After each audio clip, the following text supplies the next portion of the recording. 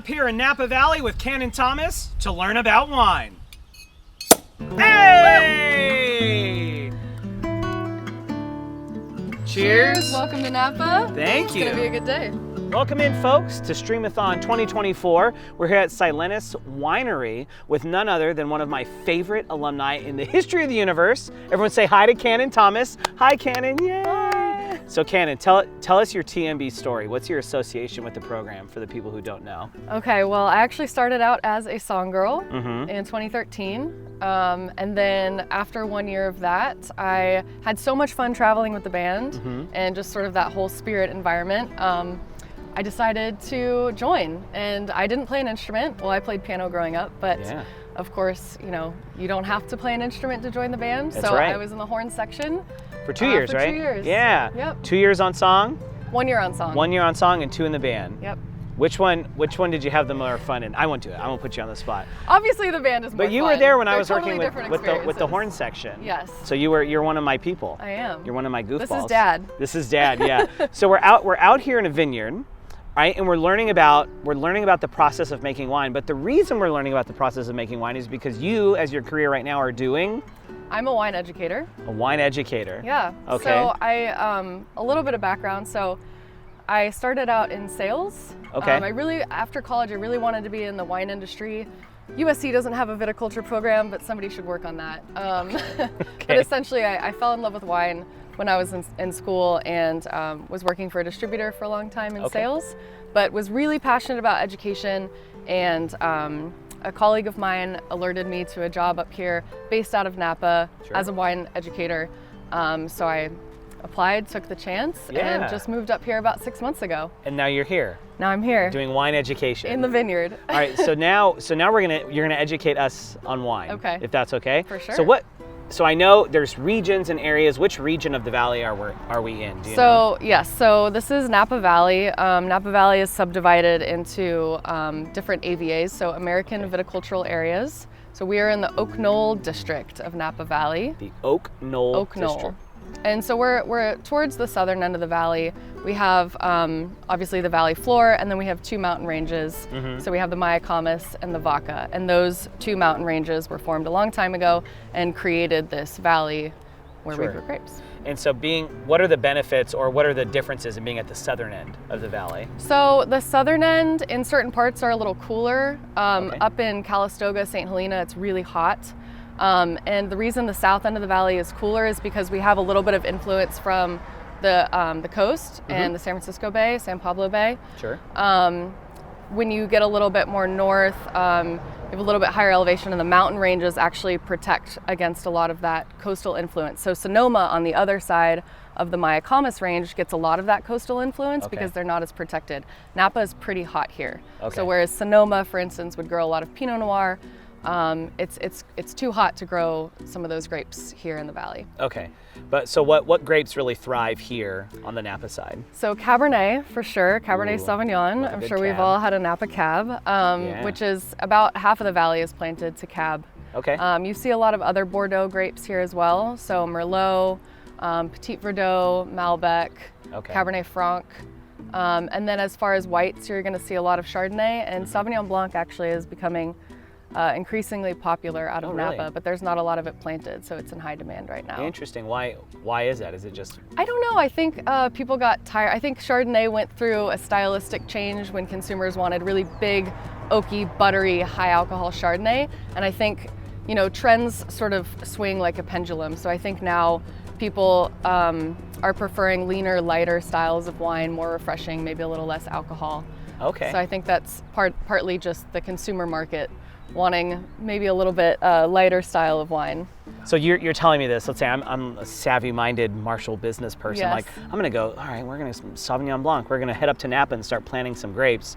But I heard it takes a while to get a vineyard going up here, right? It does. Okay, but why is that? What's the holdup there? Well, when you plant a vineyard, we usually won't plant seeds. Seeds are too genetically unstable. Okay. And we also have not to get into too much history, but phylloxera is a disease that can affect grapes. It's actually a very small bug that affects the roots of grapevines. So back in the late 1800s, basically the whole world was affected by this pest.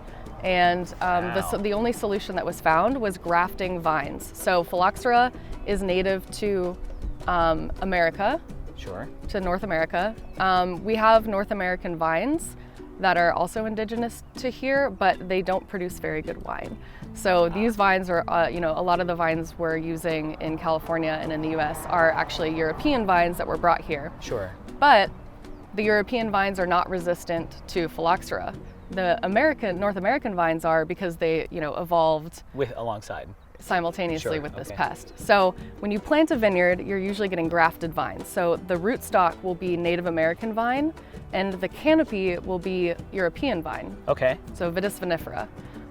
So when you plant a vineyard, they're grafted vines. There'll be little baby buds. If you see, it almost looks like little milk cartons protecting the vines as they grow. So if you see a newly planted vineyard, it'll usually have these little white cartons around each vine, and that's just to protect it. After maybe 3 years is when you'll start actually using the fruit that the vine produces. So the first 2 years it'll produce fruit, but usually for quality winemaking we're waiting till what we call the third leaf, or even fourth or fifth leaf. So after about 5 years, 3 to 5 years, you can actually start using that fruit. So it's very costly to replant a vineyard. Sometimes you can regraft, so you can do what's called field grafting. So if you already have a vineyard planted, let's say, so this is Cabernet, if I wanted to have Merlot in this vineyard instead, we could actually just go and cut off the tops of the vines and graft Merlot onto the existing rootstock. Interesting. So there's a couple different ways to do it, but it is very expensive, and frankly the quality will continue to improve the older the vine is, but the yields start to drop off. So after maybe 15, 20 years, the vine has really established a root system. It's able to maybe tap into its own water source. It kind of builds up a natural immunity to vintage changes, weather changes year after year. So even though the root systems develop, they find their own water supply, so they're almost self-sustaining. It sounds like, to a point. But the size of the grapes gets smaller, the number of grapes goes down, just the number of clusters will usually decrease. And then because of that, all of the resources that, instead of maybe ripening 20 clusters, if it's only ripening 10 clusters, those berries are going to be even more concentrated, have more interesting flavors. A lot of people in Napa are replanting after about 25 years. Interesting. Just when the vine is kind of starting to get And I imagine it's a rotation, right? So this chunk of the vineyard's 25, 25, 20, so that you can keep operating. Yeah, you'll see people replanting blocks at a time, so you're not losing all of your inventory, because then you have to wait 5 years to be able to even use that fruit. 5 years to use it, and then how long does it take to, once you've harvested those grapes, to then get the wine to the table? Well, it really depends on the style of wine you're making. There's a lot of white wines that are really meant to be fresh and fruity and easy drinking, and with crisp acidity. Those wines really just go into fermentation shortly after they're finished, turning into wine. They'll be bottled quickly after and released to market. So Sauvignon Blanc is a pretty good example of that.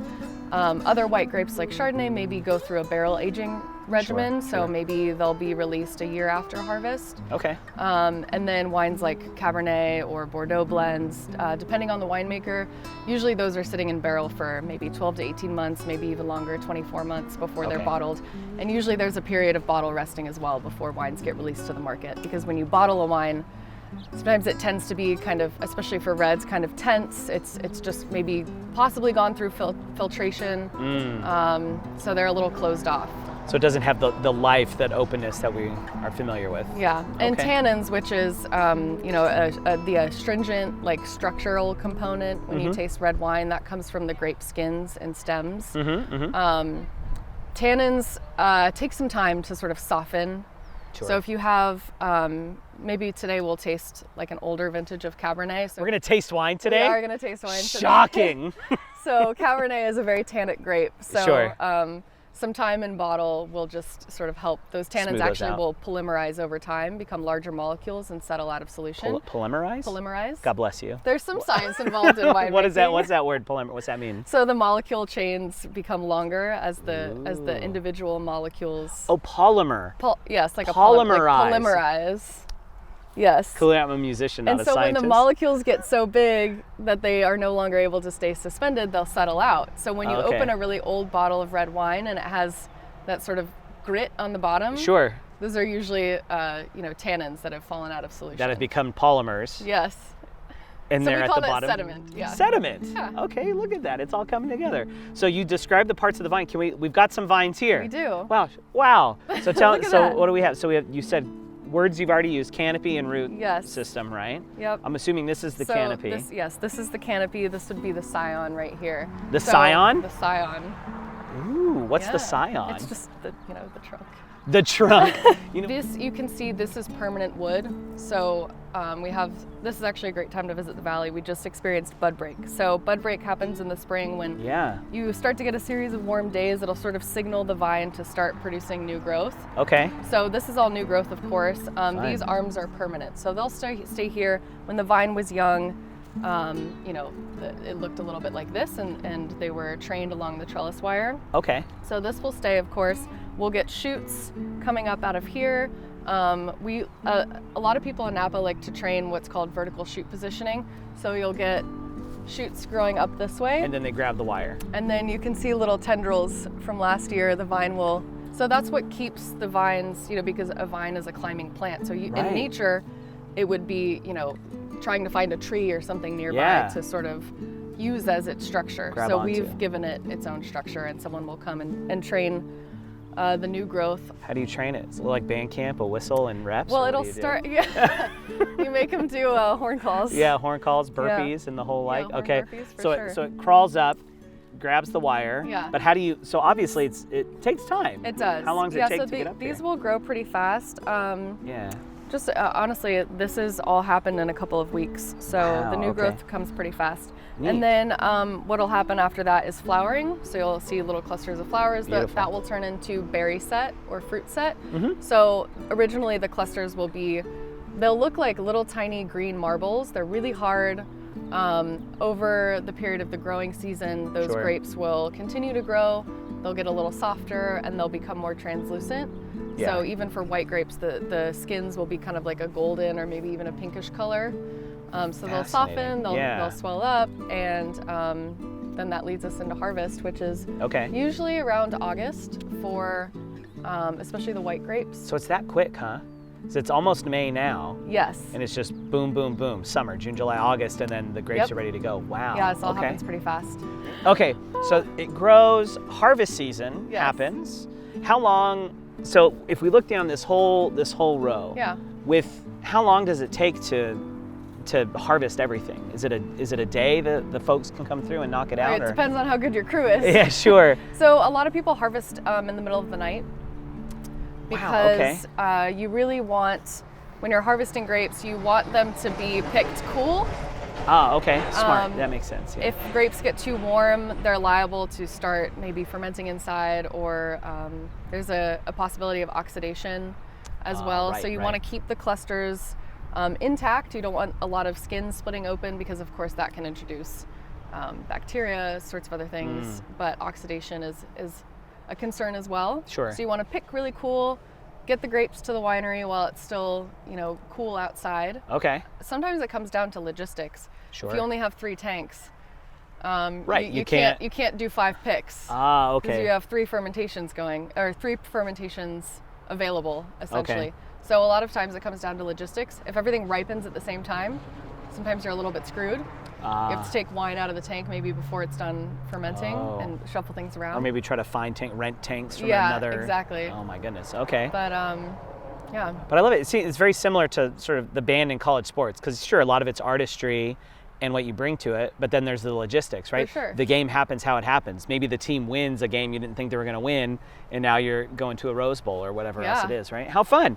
All right, so we've talked about the vines. Mm-hmm. Is there anything else about these wonderful plants we should know before we take our next steps? Gosh, I don't know. But I guess we're together all day. We can keep talking. Yeah. We'll figure it out. All right, so we take it from here. Okay. And now they go where? The winery. Where's that? That? Right over here. Over there? Should we go? Let's go look. Okay. Let's go.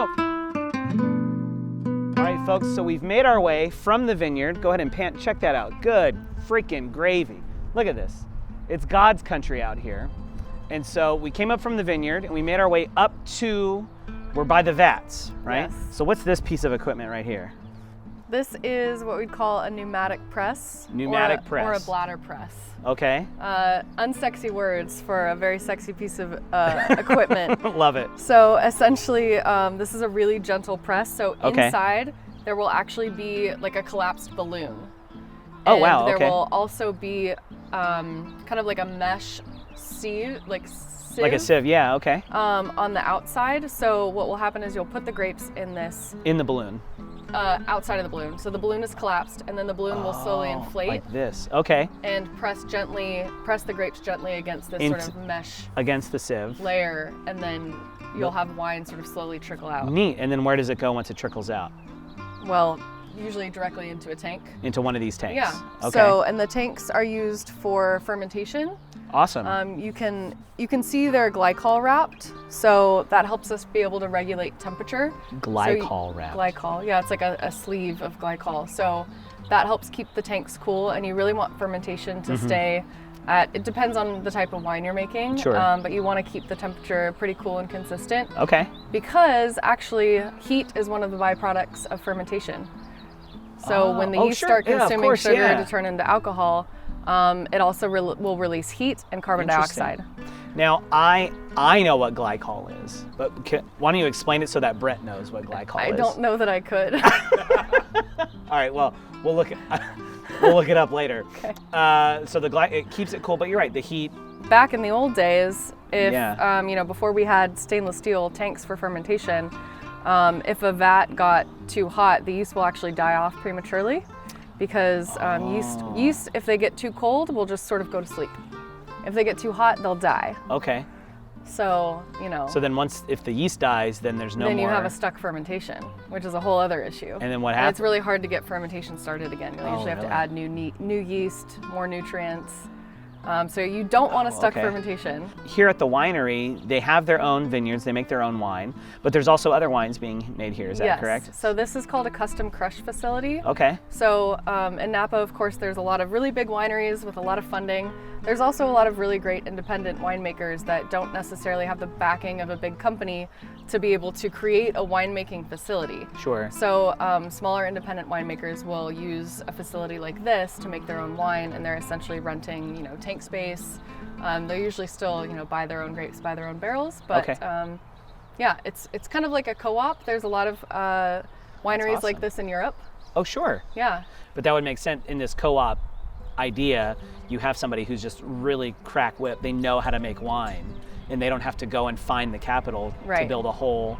And then I imagine Exactly. is the tasting business, the tourism business, is that a big part of this as well? Absolutely. Yeah. Yeah, I mean, you used to be able to come to Napa and tastings were free. Essentially, you would taste wine out of barrel or maybe from the bottle and decide Right. whether you wanted to purchase the wine. But now, I mean, I just visited a property where the tasting fee was $200 a person. Okay. So it's just, I don't know who can afford to taste in Napa. I certainly can't. Yeah. All right. So we harvest the grapes, Mm-hmm. and that happens around November, October. No, August. You said. Like August to November was the October. latest date. Yep. So it happens in August. Comes in here. Let's say it's a Sauvignon Blanc, something that's going to have a quick turnaround. Mm-hmm. How long is it in the vats? Fermentation can happen, I would say maybe an average of 2 weeks. Really, that fast? Yeah, huh? you can go low and slow too, kind of like cooking. You can okay. you can go a little cooler and ferment for longer because, like I said, the yeast, when they get too cold, they'll sort of start to fall asleep. Yeah. Okay. So the colder the tank, Yeah. the slower the yeast are moving to metabolize those sugars. Interesting. So Okay. you can go low and slow. Like maybe the up crock to a pot month. of winemaking. Yeah, exactly. Okay, versus the speed sear, which is what you find at Yes. good temperature and just get the yeast. That would be more like for red wines. You'd want the fermentation a little warmer because you want to extract more of those phenolic compounds from the skins and a little bit of the color as well. So. Okay, all right. And then after fermentation, the wines will get barreled down, as we say. Okay. If it's like a Sauvignon Blanc, you mentioned, will get released to market pretty quickly thereafter. But for red wines and oaked styles of white, we'll usually barrel them down. Okay. And they'll rest for a little bit in barrel before they get bottled. So it goes from here into barrels? Yes. We have barrels? We do. We can go see them? Would you like to see them? I would love to see them. Let's go. Let's go see the barrels. Wait, let's get a vista. Come here, let's get a vista shot. Okay. Come here, get a behind the back shot, Brett. Like, Napa. Napa. All right, off to the barrel room. Here we go. let's Fight go. on, fight on. So this is the doorway to the barrel room. Yes. Is there a secret knock? No? Should there be? Yeah, can there be? Or is it like Beetlejuice? You have to draw it and knock And then 3 it appears. times. The spirits will open the room. Here we go. We're heading on in. Ooh, it's freezing in here. Yes. What's the temperature in here, huh? This is a thermometer. Just like the Colosseum. So we use a lot of oak. There are other types of wood you can use for barrel aging. Okay. Some people use acacia. Napa historically was using a lot of redwood. Redwood. It was just what's available in California. Sure. Yeah, of course. Right. But now basically. a lot of people are using American oak or French oak. Yeah. So the oak will actually impart a little bit of flavor if it's a new barrel. Yeah. They'll toast the inside of the barrel. For American oak, the flavor profile is kind of like a coconut, vanilla. So if you've had like a really oaky Chardonnay, sometimes you'll get like those vanilla notes. That's from the oak. Interesting. French oak is a little more subtle flavor. It's going to be more like baking spices, clove, nutmeg. You're saying the French are more subtle than the Americans? Yes, shocking, isn't it? So a lot of people are using French oak, and of course you use the barrels more than once, so you can. So the first time you use the barrel, you're going to get a lot of flavor from the first use. Sure. Okay. The second time, you're maybe only getting about 30%, maybe even less, of the sort of actual flavor being imparted to the wine. Okay. And then by the time you're using it again, there's little to no influence on the wine. And then, so these are cabs in here, I'm imagining? This is a bunch of different stuff. We have Cab, Grenache, Merlot, Counoise, some white wines as well. Okay. Riesling, Chenin, Peak Pool. There's a lot of really fun stuff in here. Neat. Yeah, and so you'll see, we can't see them right now, but each barrel will have a barcode and usually a little a code as well. I feel like I'm in you know that scene in Ghostbusters where they're in the library and then they all start. Yes, totally. Hopefully the barrels won't start flying off. We're coming out. So this is this a company? Yes. Rehab Wines. Look and at then that they'll free have their press. own special code. Ooh, but look at this, 2020. So this is a French barrel. Yes. Nice. Huh? So this is the barrel, and it's going to be the 23 vintage. 23 vintage. Yeah. Interesting. So yes, this is Peak Pool Blanc, which is a really fun grape. I have not heard of this. Yeah, you probably wouldn't. It's a really small blending grape, and it's a white grape from the south of France. Okay. If you've heard of like the southern Rhone area of France. Yeah. This is one of the many grapes that can go into, for example, like a white Chateauneuf du Pape. What does it get blended with? A lot of other white grapes that are indigenous to the south of France, like Marsanne, Roussanne, Viognier, Grenache Blanc, Claret.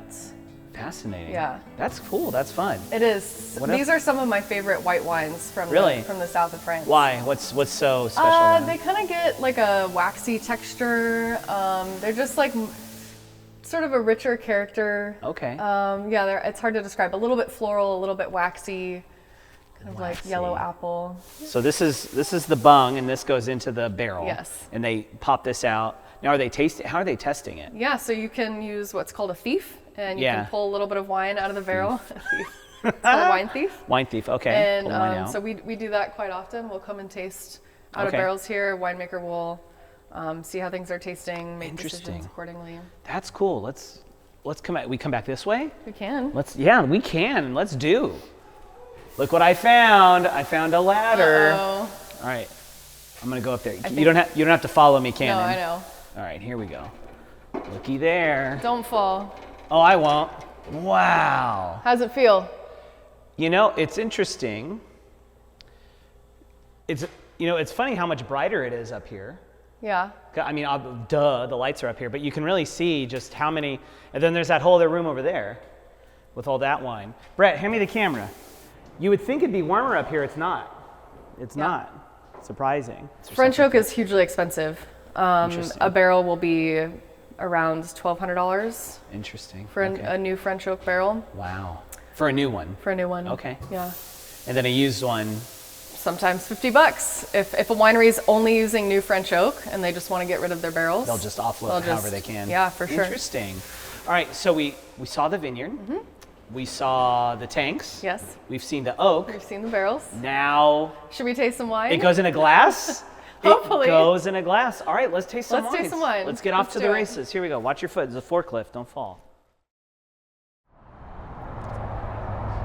So we're here at Bay Grape. Yes. It's a wine shop. This is one of my favorite wine shops in Napa. What are you having me do? What are we doing? I thought it'd be fun if we did a little blind tasting. So I'm gonna pick out a bottle to blind taste you on. Okay. You're gonna pick out a bottle to blind taste me on. Okay. And we'll have a little competition, see how we do. Are we doing whites or reds? Why don't we do that? Okay, we could do that. Let's do reds. Reds. Yeah. Or should we do each of both? One of each? Sure. Double up. So You we pick. each pick a white? All right, we'll do that. We each pick a white. Okay. We each pick a red. I love it. Then we'll support this is a local business, yeah? We'll support a local business and we'll try to stump each other. Okay. Are you ready? I'm ready. All right, hands in. 1, 2, 3, let's go. Wine. I'm totally gonna win, by the way. We're gonna stump the wine person. All right, it's a small, so we'll give Canon a head start. Okay, I'm gonna go over here. I put my glasses I know on. there's Right, some really fun reds over here. I'm trying to stump her. I think one of these wines, I'm gonna see if there's like a really known brand, like a butter Chardonnay or like a Justin Isosceles. I'll try to throw her a pretty, like a mainstream curveball, but then we'll see what we can do with the others, huh? Let's go. Look at this. There's a cute kid on the fridge. Check him out. I'm trying to kind of think of something that Jake might have had before to go a little bit easy on him, but I also could be mean and pick something really ridiculous. Let's see what we got. Brunello, Chianti, maybe a Spanish wine would be fun. Let's see what we have. So this is an Australian wine, but I think it's a blend, but I think I'm gonna go with this one because the label's cardinal and gold, all right? So we keep moving around. So let's see, yeah, that's the white we're gonna do. Let's go pick a red. So here's what I think. I think we'll make our choices and then pay when we're not around, right? Does that make sense? Yeah. All right, I've picked my white, so I'm gonna come over here. I picked my red, Here we go, all right. They're crissy-crossing. I'm gonna get this because I just visited this property in Spain a few weeks ago and it's one of my favorite wines. So I'm gonna get this. I'm hiding it so you can't see it. And then we do still have to pick a white. So we have a Rioja. So here's what I think. I think we'll make our choices and then pay when we're not around, right? Does that make sense? Yeah. All right, I've picked my white, so I'm gonna come over I've picked here. my red. Here we go, all right. Now I think she's making her decisions based on probably some very intelligent starting points, but the truth is I have no clue what I'm doing. So I think in the spirit of before, so here, this is a French wine, also cardinal and gold, and it has a horse on the label. I think that might be the way to go too. Let's see what else they have. Chablis, Chablis would be fun too. So Chablis is gonna be a Chardonnay, but it's unoaked, so it's a very different style than a lot of Napa Valley Chardonnays. I think that might be fun. Let's get that. It'll be nice and light. Oh, I wanna buy everything here all the time. Okay, I'm gonna go ahead and pay because he's not seeing me. I don't want to overthink it, right? Because you do, ooh, wait a minute. This has a neat, so this looks Greek, I'm guessing. Very Trojan-y. All right, so I think I'm gonna go with my gut, right? You gotta just follow your gut on these things. And I'm gonna go with the two that I found with the cardinal gold labels. Ooh, but this one's got a T-raise, okay. So she's So Canon, okay, so Brett's... If he needs help picking out wines. Hey, I don't need help. I don't need help. I'm getting nervous because we're doing this blind tasting, and obviously you have a lot of great testable wines in here, but also some really outside the box wines, and I don't know how that's gonna go over. I'm going easy on him. I have Chablis and Rioja. Look at me, I'm cheating, I'm over listening. All right, so I think that's the way I'm gonna go. I'm gonna go with the two that I found with the right labels. Canon's buying hers right now, so we gotta wait. Yeah, I just visited this winery a couple weeks ago. So she says this is her favorite store. It's a cool shop. It's very small. It's very, a lot of high energy, a lot of great vibes in the room. This whole process has been pretty neat because in coming here, we learned about how the wine is made. I've been to Napa before, and I've made trips up here, but to be with somebody whose job it is to be a wine educator is really, it's a unique experience to kind of check this out. But also we have an opportunity to support, small local business, which is cool, which is pretty neat. Let's go look at their sparkling wine. Ooh, Louis Roeder Champagne. 08 was a great vintage for champagne. That's probably drinking amazing right now.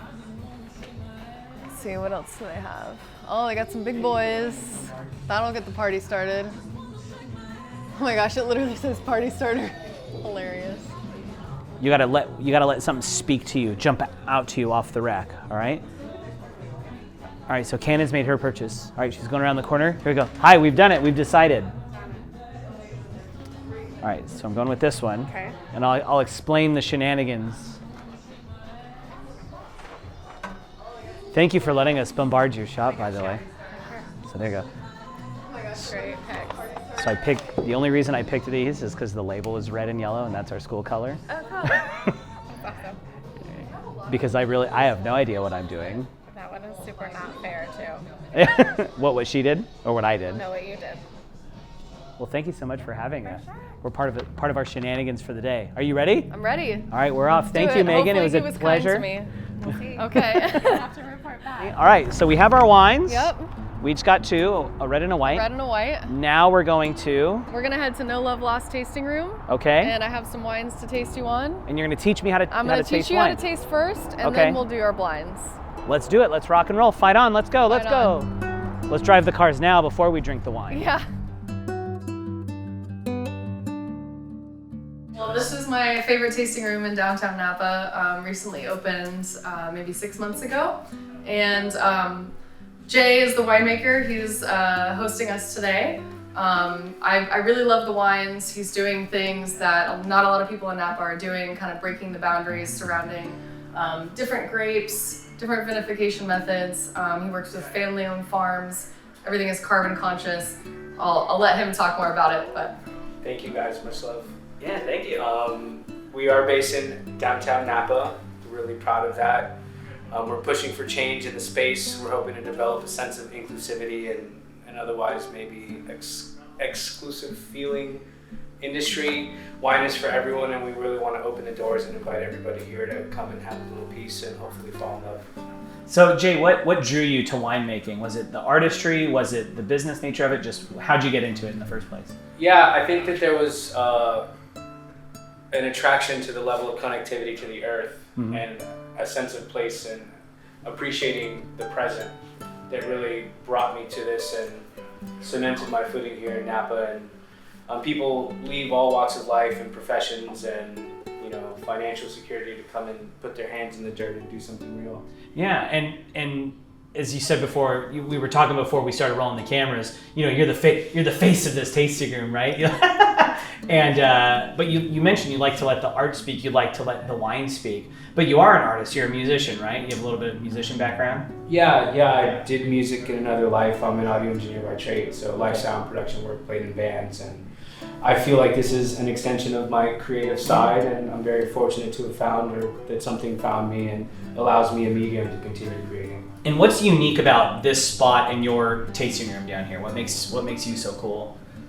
I'm one of the youngest tasting room owners in Napa for sure. 100% that. Again, there's enough fancy now. You're fine. You're fine. There's enough fancy stuff in town. We wanted to create an extension of your home, your hearts, and a safe place where people can come and have healthy discourse, express opinions, ask questions, and feel comfortable enough knowing that they won't be judged or turned away for their perspectives or their taste. Sure. So if they go, I don't know what legs means, you're going to explain to them and have a fun conversation about wine and not have sort of that judgmental nose up perspective, right? Exactly. And the cool thing about the space is it's Blaze and I pouring wines for the people. He basically manages the vineyard side of things and I make the wine. So it's a backstage pass and an access point that would otherwise be unimaginable right now in Napa. Right. Yeah, you don't often get to go to a tasting room and have the winemaker pouring your wines for you. Yeah, and I think that's what draws a lot of industry people here too. Okay. There's that, personal touch. You're actually learning about the wines from the winemaker or the guy that's farming the vineyards. This is special. That's excellent. You were letting me know that, there's times of the year where the population here really increases because folks are coming in internationally, right?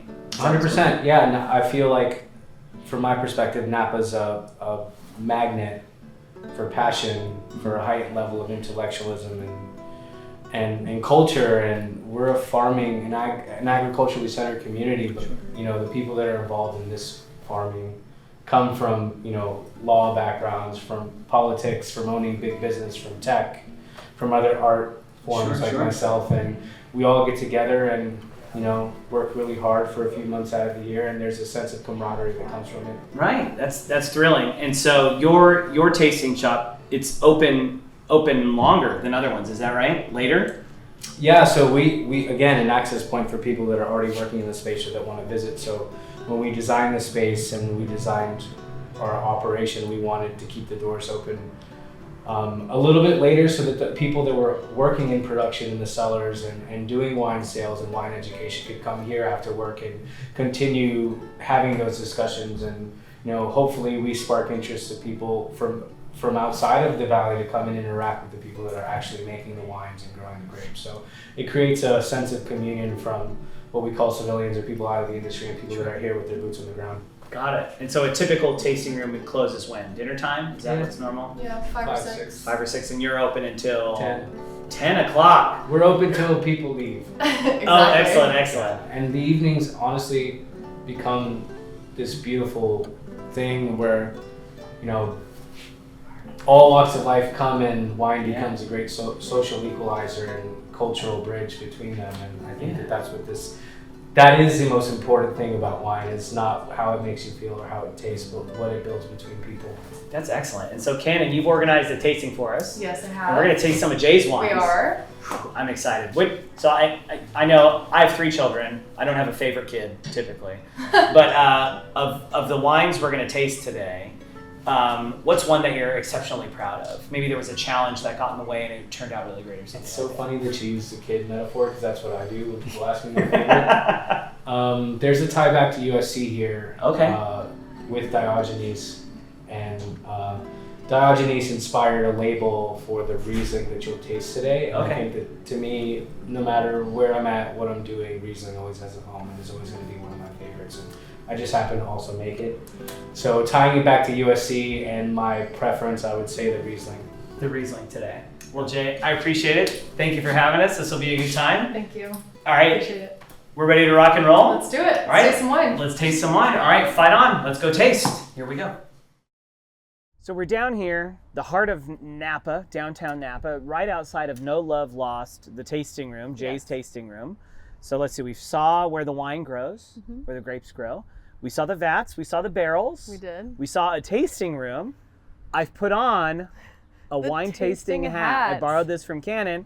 And so now you're gonna walk me through, when we're tasting wine, like what are we actually doing? So let's do it. Let's rock and roll. What is it? Wait, what is it? What is this? Oh, so Jay was talking about Diogenes. Yeah. So one of my favorite spots on USC's campus is the statue of Diogenes in search of the honest man on the philosophy building. Okay. My dad always loved that sort of Easter egg on campus, and he always points it out to people that come visit. So I love that this label features Diogenes and the lamp. So what kind of wine is this? So this is a Riesling, and this is made in a sparkling style. It's like a sweet wine, right? So a common misconception is that Riesling is always sweet. We'll see. We'll see how it tastes. We'll see if we can perceive any sweetness on the palate or not. But this is what we would call like a pet nat or pétillant naturel in French. So it's a... Excuse me, oui. Oui.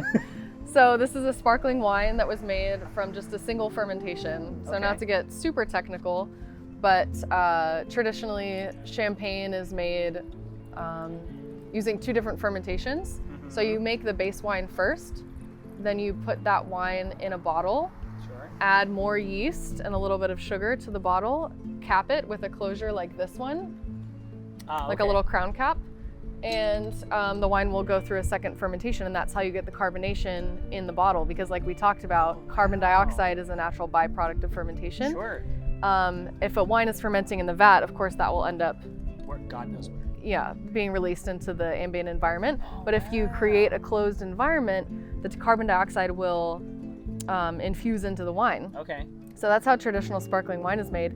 This is made in the ancestral method, which actually sparkling wine used to, before we really knew a lot about fermentation science, there was a small town in France, Limoux, that noticed their wines started becoming sparkling spontaneously.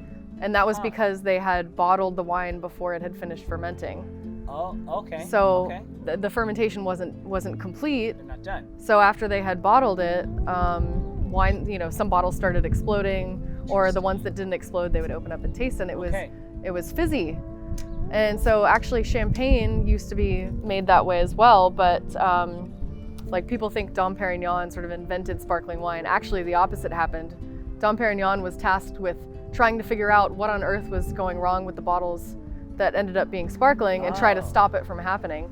But then it really caught on as a style of wine. People were like, this is actually kind of good. Nice. We like that. So now you have to figure out how to put the bubbles back in the wine. Okay. And this was all before fermentation science was really understood. Got it. Okay. So Jay told us his story.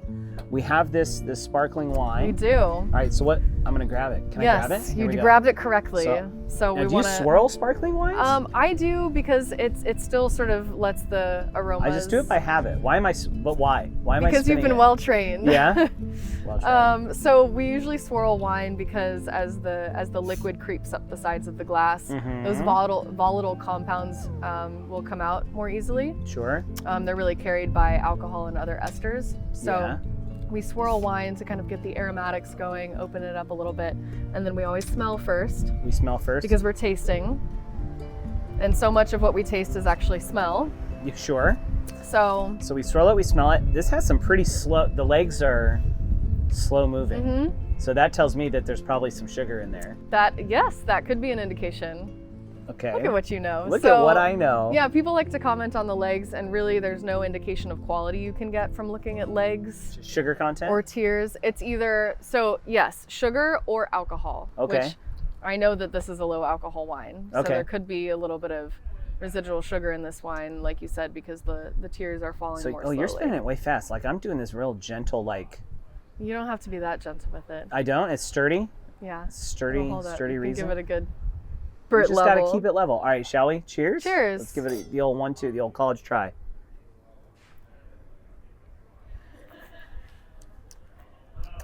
You supposed to swirl it in your mouth? I kind of chew on it.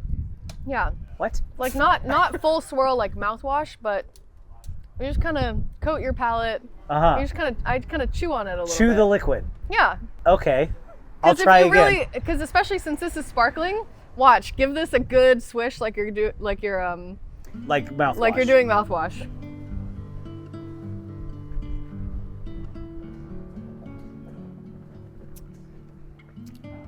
That was not pleasant. Yeah. I agree. Yeah. Okay, so chew it. Yeah. So just try to get it to coat. Yeah, because you're palate. experiencing different things in different parts of your palate. Yeah. So acid, for me, I always feel like kind of right along my jawline. Yeah. And you'll feel your mouth start to salivate. So Riesling is a really high acid grape. Okay. So this is a somm trick that is kind of gross, but if you are trying to debate whether a wine is really high acid, you swirl, swallow, spit, whatever, and then after the wine has left your mouth, dip your chin a little bit, and if you feel your mouth sort of flushing with saliva, you know that's a really high acid wine. So I'll do that on blind tasting. So if my mouth starts giving me sort of the Beethoven, the film starting the same, if that's what I'm feeling, Yes. that means it's good? That means it's a really high acid wine. High acid. Yeah. So we'll talk about the structural components of wine, but this is a good example of wine that's Let's try. high acid. All right, so we'll do, like you said, Do the chin tuck.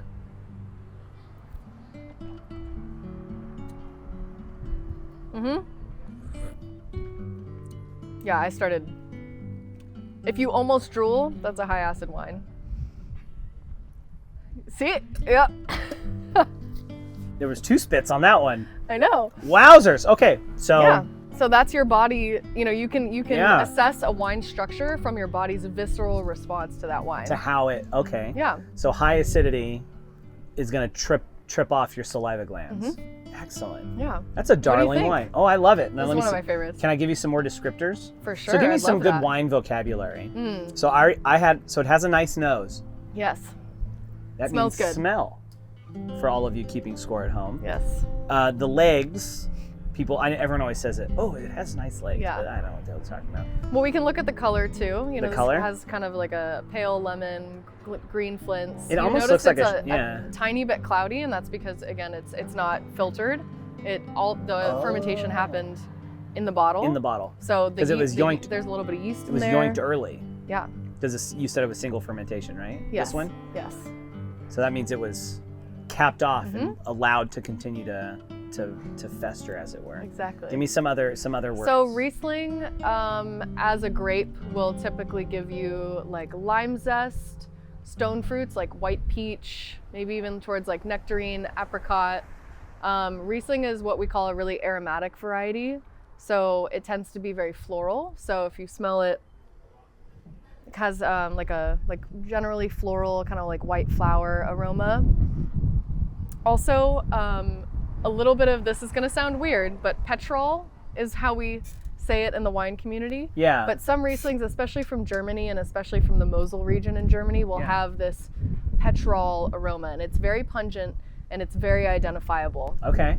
So those would sort of be my tasting notes for Riesling. Riesling is it's a German varietal to start. Is that correct? It is. Yeah. Yeah, it's indigenous to Germany, Austria area. Okay, and it made its way out here. Yes. Excellent. Does it thrive well out here? I'm imagining. Not in Napa. Riesling is definitely Okay. it has adjusted, being indigenous to Germany, it has adjusted to cooler climates. Okay. What else what is something that you think I should be getting? I get That could pear, Pear? on this, like a freshly cut open pear. I'm not a big pear fan. Okay. I don't eat a lot of pears. Okay. I don't think I've ever eaten a pear in my life. How about white peach? I do get white peach on this. Yes. Indubitably. You're making fun of me? No, not at all. So yeah, so there is a fruity nature to it. But I imagine chemically that's the sugar and the acidity, right? Those Yes. things combined sort of trip our flavor sensors to pick up on this fruity vibe. Yeah. Does that kind of make sense? For sure. And actually, it's really interesting and I've done this experiment to my parents, poor things. If you take a wine like this and you add red food coloring, people, your eyes will really deceive you. So you'll start, like, if I had put red food coloring in this wine, you would naturally go towards like tart cherry. There will be other fruits that you'll name that are in sort of the red wine camp of aromas and flavors. But those profiles will still match what your palate is experiencing. Interesting. So like this, you Weird. said very citrus, it's acidic. So even if you thought this was a red wine, your mind will interpret those flavors as like, oh, like tart cherry or raspberry, some red fruit with high acid. Versus peach pear. Versus peach pear, yeah. Lime So zest, as you said. we're so biased just visually when we taste wine. When you taste wine, if you start to put words to it, even if it's your own personal vocabulary. It doesn't have to be a wine term per se, but if you start identifying things you're experiencing in wine, when you have a wine that's similar, those things will come back to you just because you've assigned a word to it. Because our vocabulary, our literary memory is so much stronger than our sense memory. Sure. I can't be like, oh, that smells like this exact wine I've had this one time. Right. But if I say, oh, this smells like, Camp. yeah, nectarine. Yeah. When I have another wine that smells like Sweaty nectarine, I'll freshman. be like, oh, maybe, yeah. Sweaty freshman. Valve oil. It was like Bear Camp. Reeds. But you assign it something. Yeah, and then you remember it better because Excellent. you've attached a word to it. This is delightful. I'm glad you This like is it. wonderful. All right, what's next on the Okay. docket? What do you got for us? So, All right, what's next on the hit all parade? right, moving forward. Ooh, wine bugs. What's this? So this is a special bottle. I was gifted this by my sister and her husband. They're also in the wine industry, and I've been holding on to it for a little bit, and I felt like this would be a fun occasion to open it. So I'm humbled. This is exciting. We cannot spit this one then. Okay, well, I'll just pour us small splashes. We can't. If it's special, we don't want to. Ooh! So you'll notice the color on this is It's red. Beautiful. It is red. You're correct. I can already tell. It's a different color. Yes. All right, so what kind of wine is this? So this is from Piedmont in Italy. Oh, okay, Italy. And the grape is Nebbiolo. The region is called Langhe. Langhe, Yes. okay. So Nebbiolo is indigenous to this region of Italy, Piedmont, which is in, like the broccoli leaf. If this was the broccoli leaf, it's over here. Okay, gotcha. So Nebbiolo is a really fun grape. It's kind of unlike anything else, and people have tried largely unsuccessfully to plant it in other places around the world. Oh, okay. So its home is in Piedmont, and the best expressions come from there. It just cannot survive elsewhere. It just doesn't do well, and I kind of love that because it's nice for, there's so many grapes planted. We now actually call them international grapes because they're so widely planted that even though their genetic home might be in France, like Cabernet, Sure. I mean, there's so much Cabernet planted in Napa. We don't have any indigenous grapes to Napa planted here, Sure. right? So I just think it's really fun to taste something from its original home, and and it's special because it's not really done anywhere else. So it grows there, it's bottled there, the whole process is in Italy. Yes. And it's brought over here. Yes. There's no transplanted shenanigans with this one. There's a little bit of Nebbiolo planted in California. Really? I haven't tasted any, but it's Okay. just been sort of accepted by the industry that Nebbiolo should be where it should be.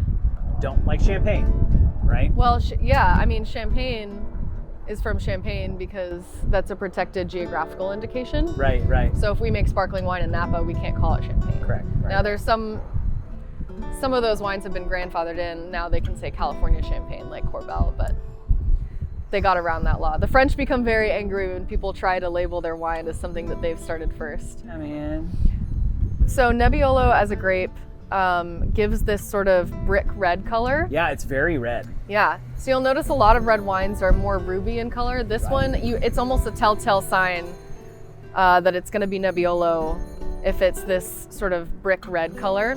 But it's just beautiful. It's a very USC Cardinal. It is, yes. We have red wine and we have gold wine. Red and gold. Look, there it Cardinal is. wine and gold wine. Why Perfect. why is it so special to you? Other than it was a gift, obviously. But why the gift, the region? But what about the flavor? Yeah, I like Nebbiolo because it's really high acid and it's really high tannin, but Okay. it's very light in body. So that's sort of structurally not like any other grape. Okay. Usually wines that are this light in body are not going to have a lot of tannin. You'll wait till you taste it. Let me know how your teeth feel after you taste this wine. Ooh, my teeth. What are you doing? What is that? What is this? Are you pulling air through it?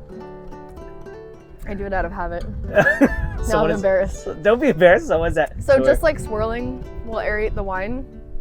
If you kind of pull air into your mouth through your lips, don't choke. Can't make that up. So it helps aerate the wine inside your mouth, and Yeah. also because we're not just smelling the wine through Here, our we're nose this way, smelling it. we're smelling it through the back of our throat Yeah. because our nasal cavity can pick up the scent from the scent from the yeah. back of our palate. That is very high acid. Yeah, so it has Okay. that grippiness, right? That's the tannin. You can feel. Gripping it, yes. It's grabbing my tongue and my teeth. It's kind of like if you eat a raw spinach salad. Like so tannins are in like things like spinach or like black tea. You Yeah. feel that sort of textural sensation on your Yeah. gums and on your teeth. You're experiencing tannin. that's why we love to pair wines that are heavier in fat, like cheese or a steak, with red wine, because the tannin will dry out your mouth. You know, replenish your palate with a little bit of fat. Yeah. And then that's what makes it such a good complement, because this will refresh your palate, so you want to then go back and revisit another bite of the steak. Right. Or another bite of cheese. Get that fat, get that. Yeah. This is delightful. It's just really different. Your sister gave this to you? Yeah. You have a nice sister. I do. I don't know, have I met your sister? I don't believe so. One day. I have two sisters, one of whom is in the industry. And actually, she was part of the reason that I kind of continued to fall in love with wine. She was living in Napa. She and her husband were living in Napa. They were living in Angwin. She was working at Chapelet, and he was winemaker for Bryant family for a little bit. And I came out to visit them. I'm not even sure I was of legal drinking age, but I came out to Napa, I visited them, and they really kind of showed me around and introduced me to wine and helped, it sort of supported me in my endeavor. And when you're just learning, you kind of need people as a reference guide to help you, like, okay, what books do I read? Like, where do I go tasting? So they were really supportive of me early on, and I'll always sounds like she really kind of ignited that passion to you. Yeah, for sure. Yeah. So I pulled this out because... There's a leaf. There is a leaf. So this is from Kangarilla Road Winery. Where's that? It is in McLaren Vale, South Australia. Ah, South Australia. Another special bottle. We this fell out of the car earlier, so it's a little dinged up. That's okay, but clearly very well manufactured. It survived a tumble out of the car. I know. Yeah, so Australia uses a lot of these Stelvin closures to keep the wine fresh. Yeah. And it's also arguably, possibly more eco-friendly. But this is a special bottle for me because this is where I did harvest last spring. Oh, really? Okay. So I had been wanting to work a harvest for a long time. In sales, I was always really busy during the holidays and sort of in the fall. Finally, I realized, the Southern Hemisphere does harvest in our spring. So why don't I just go somewhere in the Southern Hemisphere? So Kevin O'Brien is the winemaker. He's a good friend, and he let me come and learn more about the winemaking process. And it was just a phenomenal 2 weeks that I spent in South Australia, and this is one of the wines that he makes. So I thought it would be fun for us to try. I'm sorry, I almost feel like the wind did that. The wind did do it. I don't have a serviette with me. You're okay. I'm gonna have a sip of this water. And Zinfandel is a really fun grape. So these are Zinfandel grapes. This is Zinfandel. Okay. It's just a really sort of refreshing light red wine that I tend to enjoy. Yeah. And I don't want to lead you. I don't like giving people like you should taste this in the wine. But for Zinfandel, my calls are often like peach preserves and cinnamon. Like there's something about Zinfandel that has this really lovely spice component. And I haven't tasted this since a year ago, so I brought this bottle back with me. The spice I get. Or like strawberry jam, peach jam, there's sort of this like really sweet fruit character even though the wine is dry. Yeah, I was gonna say it is very dry. It is very dry. You can even tell it kind of it really runs. The legs run down pretty quick. This one I would say again more in that oily, buttery, like there's that creamy mouthfeel to it. Yeah, so this definitely will see a little bit of new oak. So when you new say oak. Yeah, new oak. New oak. Yeah, it's not. I'm trying to. The wind is. The wind is throwing you off. You really do look like Indiana Jones tasting wine. I'm not gonna lie. Indy. Get off my plane. That's a different Harrison Ford movie. You know what movie that is? No. Get off my plane. But do you know what Harrison Ford's I'm pretty sure his first movie was? Was it? No, I don't. Do you? It was a American movie. Graffiti? Yes. Yeah, with George Lucas. Yeah. Yeah, and then George Lucas. See now you put me down the rabbit hole. I know. Go down He's the in rabbit American hole. Graffiti, and then George Lucas brought Harrison Ford in to read lines when he was doing auditions for Star Wars. Okay. He didn't want Harrison Ford in Star Wars because he was Really? just in the other movie, and then Harrison did such a good job. He's like, all right. I gotta keep him. Yeah. I didn't know that. See, Pretty cool. I know lots about movies. I watched that movie American Graffiti recently. He looks so young. He's such a baby. He's a carpenter. Before that, I didn't know that either. he built movie sets. I should never try to out trivia you. I'm gonna ask you some trivia. I know, you told me.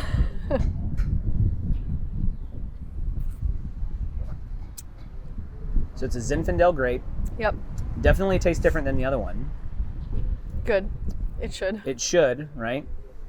Not. Still really light though, right? Like not as so. tannic actually. Not as tannic, no. Yeah. Definitely so lighter. more body, but less tannin. I guess, yeah, that makes sense. More body, not as sweet, clearly. It's fascinating. How to describe, because they're very different, but trying to describe them is very tricky. Yeah, because you have structural components and then you have like aromas, flavors.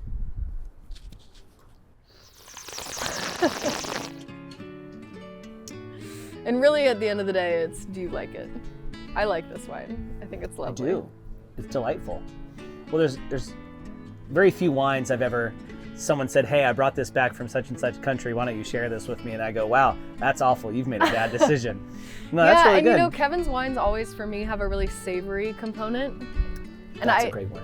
Savory. And I know that's such a general term, but it's kind of like, is it dried herbs? It's not all the way to like vegetal. You'll taste some wines that are truly vegetal. Like they'll smell like green bell pepper, jalapeno. Really? Like grapes like Cabernet Franc, Carmenere. And they're picking that up out of the soil? Is that what No, it is? it's the grape. It's just the grape itself. Okay. Sauvignon Blanc even can veer into like the jalapeno camp. Really? Interesting. Yeah, but this just has a nice savory character. And so lovely. I feel like this would go really well with, you know, a lot of different types of food because the tannin isn't so strong. Yeah, okay. You have nice fruit, you have nice mid-palate weight. Right. But there's kind of a savory element. It's not this big, juicy, jammy Zinfandel. All right, so I need a checklist. So we're gonna do this blind tasting.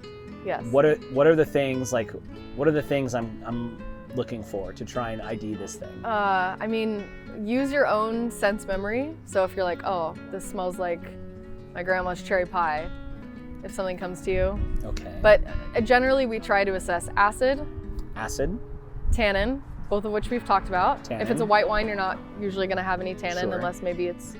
Mouthfeel? Yeah, so we'll call that body. Body. So how weighty it is on the palate, light-bodied, medium-bodied, full-bodied. All right. And then sugar. So the sweet wine or dry. Right. Okay. Well, we talked. Oh, alcohol. Alcohol. The whole reason we're here. The alcohol part. Okay. Yes, alcohol. And how that plays in. Okay. And so alcohol and sugar will both contribute to body and the weight. Okay. But yeah. All right. So then why don't we get reset? Okay. And why don't we do our blind tasting? Let's do it. Let's rock. All right, here we go. The blind tasting coming up next. So you gave me a lesson. Yes. On tasting wines. So now, blind taste test. Blind tasting. I've chosen 2 wines. Mind you, I don't know what I'm doing. So we'll see what happens. So we have a white and a red. Amazing. And you're gonna taste it. Yes. And you're gonna tell us what it's all about, right? Yes, I will try to accurately assess. Why am I tasting it? Am I here for moral support? Yes, absolutely. Okay, cool. All right, we've got the spittoons ready. Necessary. All right, what are we doing first? White or red? We'll do the white first. Okay, is that a pro tip? Standard tasting order will be like lightest to full-bodied.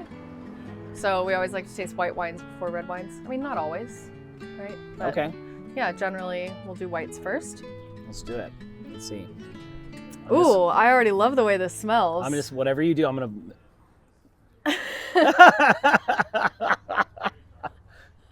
Was this a horrible idea or a really good idea? I feel like I have a 2-year-old. I know. I'll stop. So I love the way this smells. It's interesting. It's kind of green, meaning the color.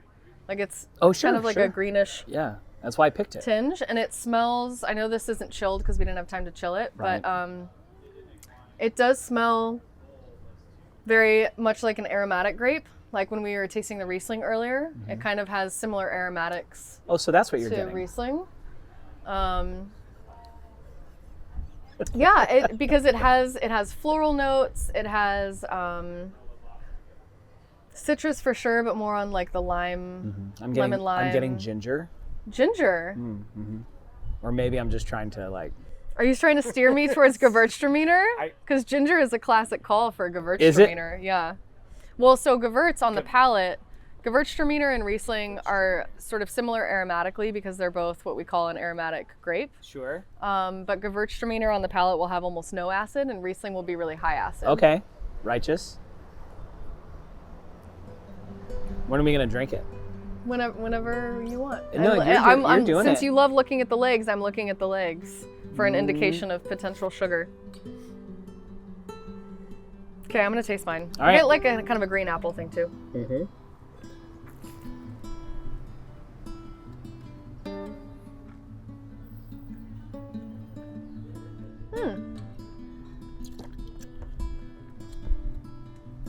Wow, That's interesting. it is.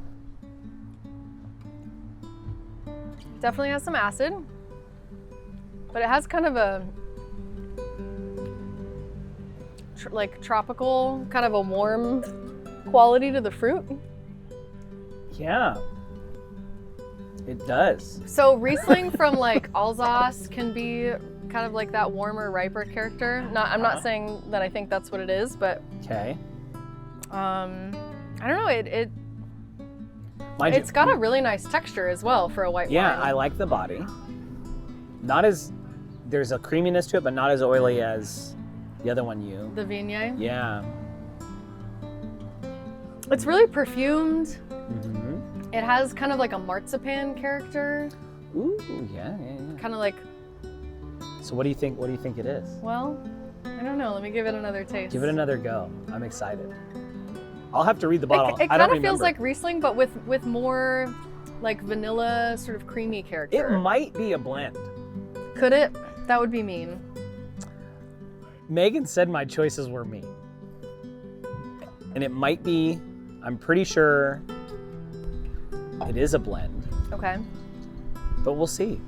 We'll see. Um, What that means, you get full credit if you get any of the Any of the grapes? any of the grapes, yeah. So now that you've given me a clue I've about given it you a being clue. in a blend, yeah. I would, if I had to pick a white blend from around the world, I would say either this is like a Gentil or Edelsvicker from Alsace, which is a blend of a couple different grapes from Alsace, so like Riesling, Pinot Gris, Muscat, Gewürztraminer. I kind of do a lot of single variety wines in Alsace, but also some blends. And Yeah. because I was getting sort of this it felt like the fruit was ripening well, so like a cool climate, but with a lot of sunshine, Yeah. and it has like aromatic qualities. So I would either say like a white blend from Alsace. I would also be tempted maybe to look at like the Southern Rhone, and the white blends there would be like Marsanne, Roussanne, Viognier, Picpoul, like kind of like we were talking about in the barrel Yeah, sure. room. But I feel like with those I get maybe a little bit more richer, rounder Okay. quality. So I'm gonna stick to my call of Alsace blend. Should we see what it is? All right, here we go. I'm prepared to be very wrong. Jump. So I picked the label, Oh, Cardinal and Gold label. I love It's it. the only reason. So this is an Australian wine. No way. It is from South Australia. Okay. So that serendipitous. You Yeah, said you were there. It is. And then, Muscat Blanc and Fiano. is that what you said? So I got one of the grapes right. That's full credit. A+. Yeah. Yeah, interestingly, so Muscat Blanc à Petit Cran is a Yeah. very, very ancient grape. It's Muscat And is that's one most of the you oldest. said that one. Yeah. That's 85% of the blend. Muscat is one of the grapes that actually tastes like grapes. Yeah. You know, when people try to be funny, they're like, "Oh, it tastes like grapes." Well, most wine doesn't actually taste like grapes. Not a chance. Muscat does have this sort of grapey Yeah. quality, which is really interesting, and it's also one of the aromatic grapes. It is. And genetically, that's one of the oldest grapes on the planet. Nice. And then Fiano is a white grape from Italy. Okay. And they're doing a lot in, I said South Africa, South Australia, Yeah. with Italian grapes, both white and red. So River- that's really interesting. Riverland, South Riverland. Australia. Riverland is a really large region, and there's a ton Yeah. of grapes grown there. A lot of interesting stuff going on. Wow. You nailed it. Very fun. You nailed it. I don't know if I nailed it. You did great. Hey, listen, you did a whole lot better than me. All right, but I picked it. So let that be a clue Okay, that I was eyeballing the label. the label. Well, I label. don't know a lot of producers, so All right. So now the even next if I one. saw the label, I might not So know. I'm what it gonna was. have you close your eyes for a minute. Okay. And I'm gonna take a peek I'm gonna take a look here. So the hint on this one is I don't understand a single one of these words. So hopefully that's helpful. So take a look there. Okay. Full disclosure, Cardinal and Gold label. Is the bottle still out? Yeah, hold on. Don't. Yeah, I'm not. I didn't don't look. Don't It look. just. All right, it's away. The bottle is away. You can open your eyes now. Okay. Ooh. What's that mean?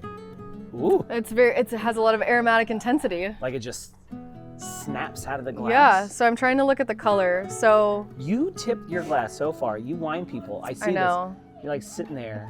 Especially in the white couch in the background. I know. Good gravy. Like I'm surrounded by toddlers all the time. Like they dump their, Yeah. I won't do that, but I do like to look at the color. Sniff it. This is very in the realm of like purple. Very So in the realm of it's purple. very purple. It's like on the purplish side of ruby. Or violet if you're in like to official names. for of things. sure. Yeah. In the wine community, we would say purple. Actually. Is that what you say? Yeah. Purple, not violet. There's like garnet, ruby, purple. Purple. It's sort of the spectrum of red wines. Fans of Prince So- you are in the wine. Purple rain, yeah. Okay. So if I'm seeing purple, I'm already thinking Syrah, Malbec. If it had more density of color, I would be thinking maybe like California Cabernet. I'm using this cloth as a background. Yeah, it's pretty purple. So I'm already thinking like possibly Syrah, possibly Malbec, just Okay. because those grapes Are tend very towards purple. that purple Okay. color. So, and But when I does this- smelled it, it was very aromatically intense. Now, Malbec I associate with. Aren't there a lot of wines from Australia that are Malbecs? Argentina. Argentina. So Malbec Oh, originally Shiraz, I is think. from Bordeaux. Malbec is indigenous to the southwest of France. Okay. There's a region called Carreau in Mm-hmm. France that those wines are usually 100% Malbec, but it was a blending grape in the wines of Bordeaux for a long time. Actually, Bordeaux Sure. experienced a really bad frost. Yeah. Gosh, I don't even remember when it was. A while ago, Yeah. and the Malbec vines were very susceptible to frost, and it got so far below freezing that the Malbec vines actually died. So the Bordelais vignerons had to replant those vines, and they chose other Bordeaux grapes to replant. So Malbec sort of fell out of favor in Bordeaux, Yeah. but there's a lot of French vintners that came to South America finding opportunity in the terroir, the soils that were there. Sure. Malbec found its new home in Argentina. No way, that's and cool. Carmenere is another grape that's indigenous to that area of France. Carmenere found its new home in Chile. So Cool. Malbec is the most planted grape in South in America. Argentina now, Okay. but it's originally from France. That's cool. Mm-hmm. All right, let's see what you got. Okay. Oh, that's good. You want me to go first? You go first. We'll go together.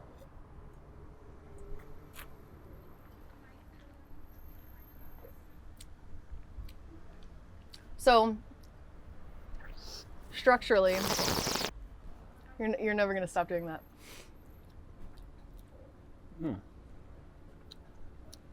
So structurally, this has almost no tannin. Either that or the Okay. tannins are very soft. Yeah. If I was going towards the Syrah direction, I would think I'm looking for like blue, black fruit, maybe some leathery qualities, black pepper, maybe a little bit of herbaceousness, especially if it's from Australia. You'll get kind of like a eucalyptus menthol thing in Syrah. Yeah. This to me doesn't really seem like Syrah. Mm. I mean, It doesn't seem like Syrah to me either.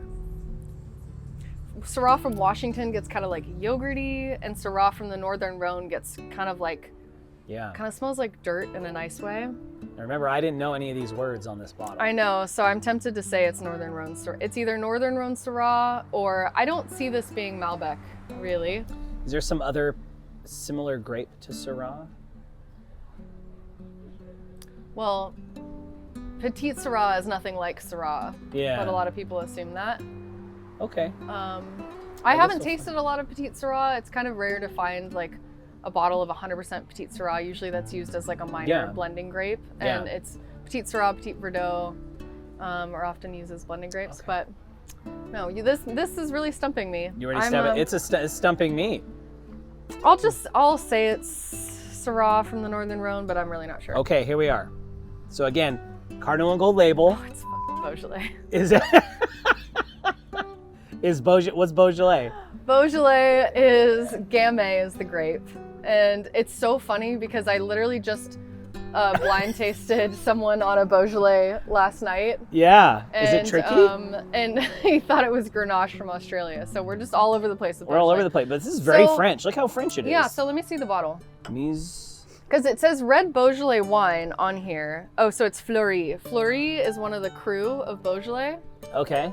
So Beaujolais is a region north of the Rhone Valley. So I was calling this Northern Rhone Syrah. It's north of the Rhone. It's south of Burgundy, north of the Rhone. So it's very close to where I called this, but the grape is completely different. Sure, okay. So this is Gamay, which is structurally really low in tannins. So I called that right. But this is a really like concentrated wine yeah. for Beaujolais, especially Fleury is supposed to be one of the crew that's sort of more like floral and elegant. Interesting. But yeah, so this is a fun one. The Beaujolais crew are some of my favorites. Yeah. But and quality has been increasing in Beaujolais over the years, and there's Okay. honestly a lot of great value to be found yeah, here. sure. So I really do like the wines. I don't get an opportunity to taste them enough, so I appreciate this. We're stretching you out, but see, do you see, put them next to each other? Yeah, You see I have a theme here on my bottles, Cardinal and Gold bottles. I love it. This one had a horsey. It did have a horsey. That's why I picked it, because it had a traveler Did it? horse on it. Did it? Exactly. All right, so I rung you through the ringer on this Yes, one a little you bit. did. Can I play another game with you? Yes. Before you take I me can't to believe task? this is Beaujolais, and I called it Syrah. I'm sorry, but you had our first expletive of the Streamathon in here, right? So so on this series, we've been interviewing alumni with really interesting jobs outside of the realm of music. And what I've been doing is I've been finding movie quotes from, that are around or tangentially related to that industry. Yeah. And so I'm going to throw some quotes your way, Okay. and you have to tell me what the movie is. You ready for this one? I am. All right. Quaffable, but far from transcendent. Sideways. Ding, ding, ding. I didn't think you were going to get that one. I've only seen it twice. Nailed But I love it. Paul Giamatti. Freaking fracking nailed it. All right, here we go. This is a tricky one. If you get this one off of this quote, I'll give you money out of my wallet. Okay, right now. how much? Let's decide now. There's none in there. All right, here we go. Good morning, lab rats. Do you know who the actor is? If you get it off this quote, it'd be BFFs. Shoot. I feel like this is definitely something I've seen. Yeah. This place does not suit my life. Does that help you? No, Max. It's your life that does not suit this place. Oh my gosh, what is this? I got one more quote for you. Wait. Okay, give me the last. Here's another one. Max, have I told you why I enjoy making wine so much? You don't make the wine, Uncle Henry, that guy does. In France, it's always the landowner who makes the wine, even though he does nothing more than supervise with binoculars from the comfort of his study. I have no idea. So this is from the film A Good Year. A Good Year. Shoot. You've seen it? Yeah. Oh, it's a good one. Well, this promises to be a lovely evening. No, it's been too long. All right, this one Okay. is like, it's not about wine. Wine is an integral player Okay. in it, all right? And as a matter of fact, this is not a film. This is a television series, okay? Everything's better with some wine in the belly.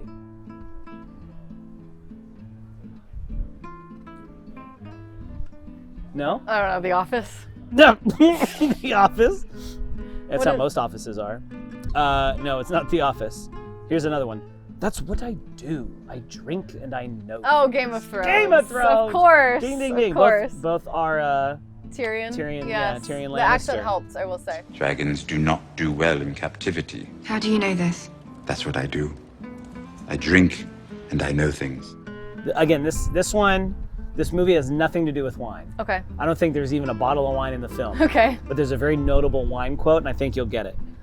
I once ate a man's liver with some fava beans and a nice Chianti. I ate his liver with some fava beans and a nice Chianti. Oh my gosh, I don't know. That's The Silence of the Lambs. Okay, I don't watch scary movies. Okay.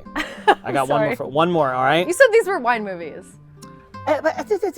Wine was a key There better player. be one from Bottle Shock. There is none from Bottle Shock. Okay, well- What's the quote from Bottle Shock? Any asshole can tell a Merlot from a Zinfandel. Zinfandel. All right, Marsh, give me your glass. Looks good.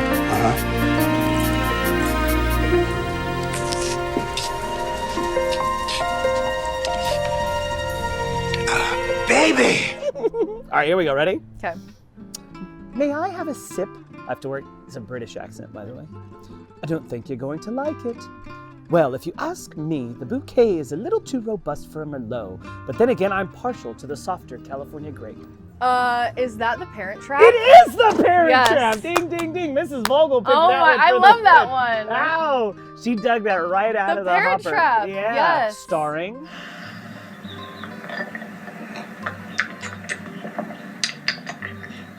Well, if you ask me, the bouquet is a little too robust for a Merlot, but then again, I'm partial to the softer California grape.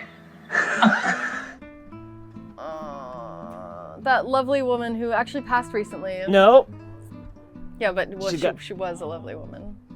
Well, no, she's not. Parent No, Trap. she's not. She's not dead. Oh, wait, which Parent Trap is this from? This is from the Lindsay Lohan Parent Trap. Lindsay, starring Lindsay Yes, Lohan. I'm sorry. I thought you were talking about the parents. And who played the winery guy? Who played her dad? I'm forgetting his name off the top of my head. You said I didn't have to name any actors. I know. I got so excited. You got it. Okay. So now I put you to the test. Give Canon a round of applause for nailing it on the movie I quotes. did not do that well.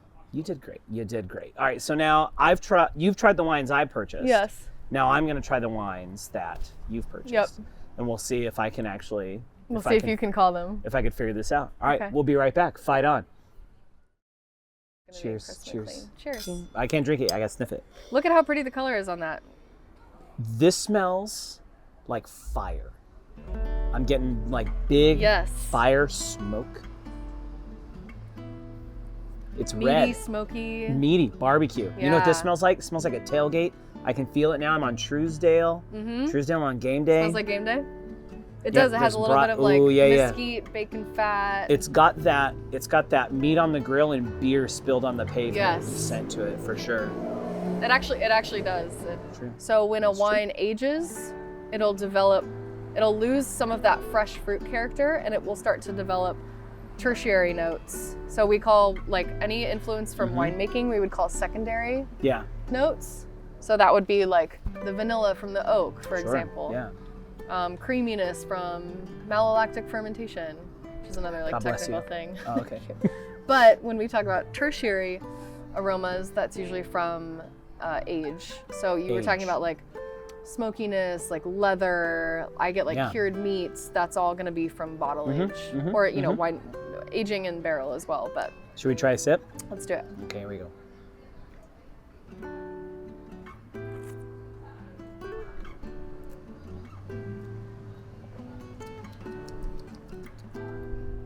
There's a grip there. And what's the grip?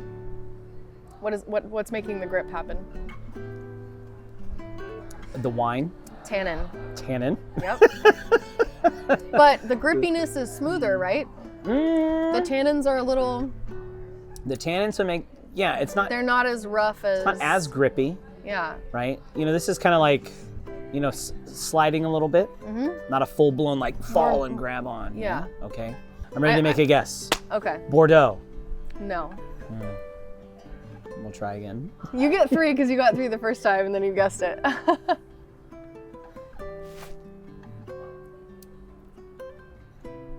You said it's not fair. It's not nice. It would be fair for me. Like, this is considered a testable wine. So I mean, if it's, I'm it's doing an clearly exam. not a Cabernet. Okay. It's not. I'll Yeah, give you that. I It's I not. could just tell. It's not a Merlot, right? I didn't think so. So Do it's you think, let me ask you this. Do you think it's from California or do you think it's from Europe? not at all. Okay. I think this is European through and through. you were You know how I correct. could tell? Because when I smell it, it smells like cigarette smoke and crowded subways. So that's how I know it's definitely Europe. Not like wide open plains For and sure. horses, right? Cowboys. Yeah, no. Yeah. Like this is the kind of Doesn't wine smell that's, like you know, it's gonna honk at you when you're walking across the Oh, yeah, street, for right? sure. Is it Italian? It's not. It's not Italian. It's not German. No, it's not. No, it's not sweet enough. It's not Australia. It's Australia. You were in Australia. You just said it was from Europe. It yeah, because You're going Australian in the right direction. with Australia or with Europe? With Europe. Yeah. French? I mean, the French are known for wine. They are. This But, is not. a but French you know, wine. perhaps it's Spanish, right? Yeah. Okay. So Spain. All right. I love Spain. Good. Me too. It's a neat part. Chick Corea, Spain. You know this song? Look it up. It's a great song. Okay. Spanish wine. Do you know any Spanish wines? Of course I do. Okay, what are they? That was an honest question. I'll tell you what, it's not Malbec because that's South American. Yes. Right? That would be Argentina. I learned that. And then you said some other thing about Chile, and But this is from Europe, and it is from Spain. The Spanish. It's a very classic wine from Spain. And I visited this winery actually a few weeks ago. So you brought the, well, no, I didn't. I we bought it watched at the you buy shop. it. I didn't buy any wine while I was there. I have 2 more guesses. Yep. What did I say? I said Bordeaux. You said Bordeaux. It's very French. Yeah, I think there's an X in that word. there is. If there's an unnecessary X, that's how you know it's French, right? If it's French, you just like drop some consonants and overpronounce the vowels. Yeah, they're just like adding letters, I think, to just show their pretense, Yeah, right? It's not like sure. German. You say every letter. If it's Yeah, there, it's important. it's German, it's there. Very mechanical. Yeah. Spain. I'm just gonna finish this glass. Guess while I'm number waiting for 2. your call. Shiraz. Shiraz? Yeah. Nope. There's not a lot of Syrah planted in Spain. There's a lot of Syrah in Australia, which is what you said, Shiraz. There's a lot in France. There's a lot in California too, actually. You have one more guess, so this has to count. I don't know I know. any Spanish wines. I know. I'm sorry. Do you want me to just tell you? No, I don't. I will guess. Farewell and adieu, me fair If you Spanish knew lady. any region in Spain, it's probably region in Spain? the most notable. Yeah. I don't want to say that the California education system failed me on geography, but But you can't name a region. here's in what I know. Spain. Here's what I know about Spain. On the left-hand side, you've got Portugal, Yes, you do. and on the right, That wasn't a hint. Oh. I'm just agreeing. Just something yes, to you agree on. do. And on the right-hand side, you have France. They're neighbors. Sort of, yeah, like north. Yeah, Across but the Pyrenees. they're touching. Well, really, you have Mediterranean coastline to the.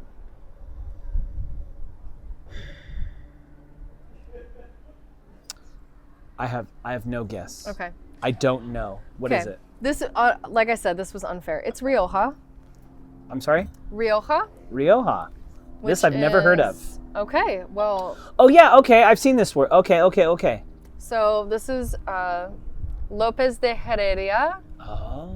Viña Tondonia is the wine. Named Yeah. after the vineyard. So, and this is fun because it's a 2011. Okay. So this winery really holds their wines back. So this is current release for this. So it's a Rioja Reserva. Okay. So it's been aged a little bit in oak, a little bit in bottle. So it's been And- around. Well, yeah, that's. Yeah, and I did get to 15 visit years. this winery, and I just really love the wines. They are, again, like very savory It's very good. and very food friendly. Yeah. So we'll have to drink the rest of this with a meal. Here we go. So it's a lighter shade. So that to me says Pale gold. Pale gold. So it's probably not aged in in oak, oak. and it's probably relatively young. Right. Yes. So it's probably aged in stainless steel. Yeah, fermented in stainless steel. So maybe it's a maybe not Sauvignon lot. Blanc. Maybe it's a Chardonnay, perhaps. Could be a Chardonnay that's not aged in oak. A Pinot Grigio. Well, why don't you smell it? Are you sure? There's most white wines are not aged in oak, so that's not super helpful right off the bat. This smells like fruit. Yes, it does. What kind of fruit? I'm getting citrus, Yeah, me too. but you usually get citrus on most white wines. That's like the easy when you're doing a blind tasting. Citrus. Ah, yes, you're correct. Of course, it tastes like citrus. What else? Okay. What does it smell like? All right, so I'm picking up fruit. There- It is pretty neutral, so I'll give you that, right? Like you might Yeah, not it's actually not a smell lot. a whole lot. but there There's is not a lot going on. some fruit going on. But when I first smelled it, it smelled to me like the fruit cocktail cups. Interesting. You know, like Pineapple. nope. Like Or just like the. was it peaches? Like peaches, pears, like the Dole. You, For sure. you rip it open and there's that smell. Yep. That's what first came off, but now it's not as Okay. strong. It seems very sugary. It's not. It's not? No. You know, I was just gonna say it doesn't seem very sugary.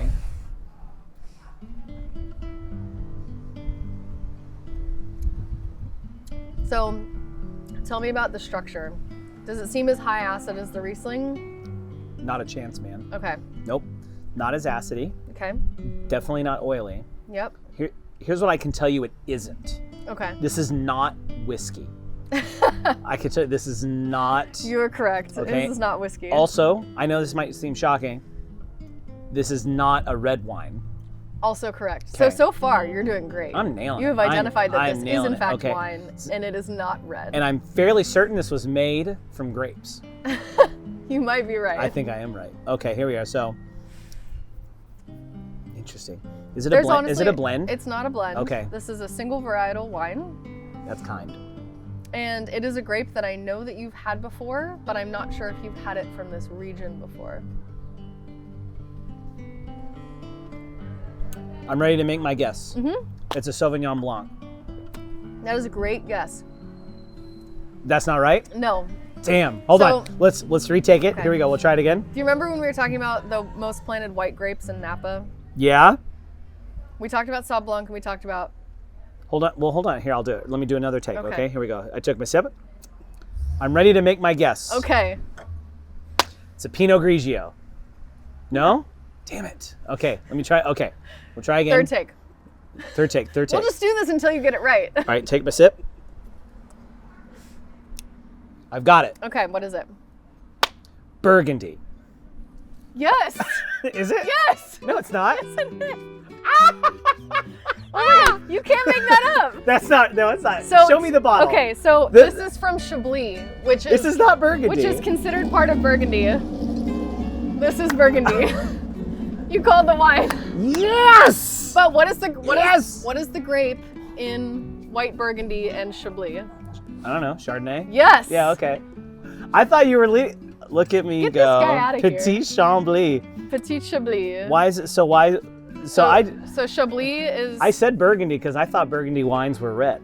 If it's red wine, it's going to be Pinot Noir. If it's white Burgundy, it's Chardonnay. No way. And I love white Burgundy. So there are red and white Burgundies. Yes. See, I didn't know there were white Burgundies. Yes. I was just being I was fiddle farting around. Well, you guessed right. I got it right. Yeah, so Chablis is one of the most northern parts of Burgundy. It's actually non-contiguous with the rest of Burgundy. It's closer to Champagne than it is to the rest of Burgundy. So it's very cool climate.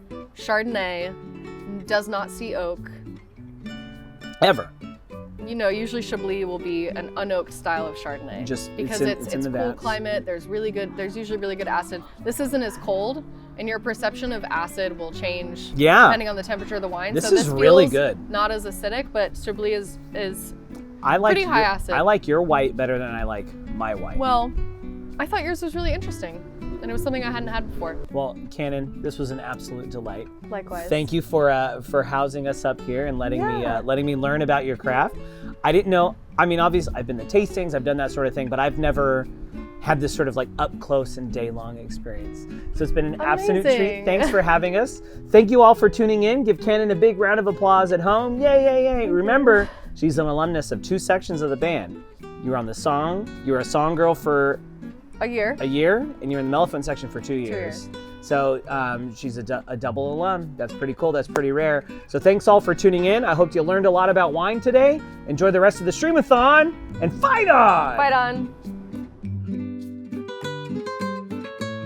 Yeah, I'm getting notes of honey and valve oil. Yes, I'm getting AB positive out of this one, or O negative for sure.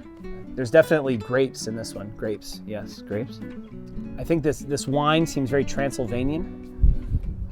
There's a Rocky Mountain sort of water in this one, kind of a Coors Light essence going on. Definitely some Van Helsing, similar to Champagne. No, not Champagne, but Miller High Life, the champagne of beers. Yeah, hooves. I sense hooves. Right. Yeah, definitely hooves and. What kind of horse? No. Cow's hooves. Cow's hooves. Oh, okay. The tears of Bruins. The tears of Bruins. Smells like high heels and bad choices is what this one does.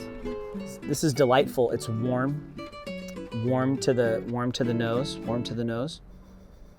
There's a lot of bite. Like it reminds me of the mosquitoes on a summer night. That's the kind of bite we're going after for sure. It's delightful.